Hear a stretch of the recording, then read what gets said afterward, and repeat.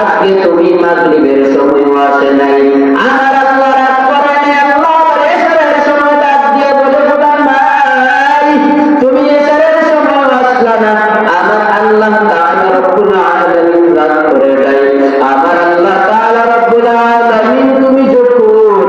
পাঁচ বেলা ডাক দেওয়ার পর যখন তুমি আসো না, আমার আল্লাহ আল্লাহ বলে গোলাম তুই পাঁচ ওয়াক্ত আসস নাই,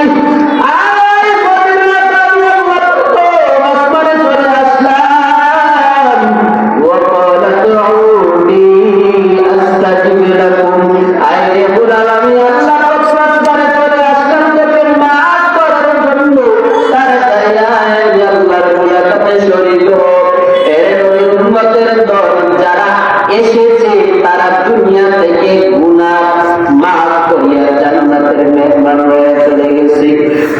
ওরে বান্দা তুমি তাকাইয়া দেখো, সাহাবায়ে কেরামের ইতিহাস পড়ো, এই হযরত বেলাল দ্বীনের জন্য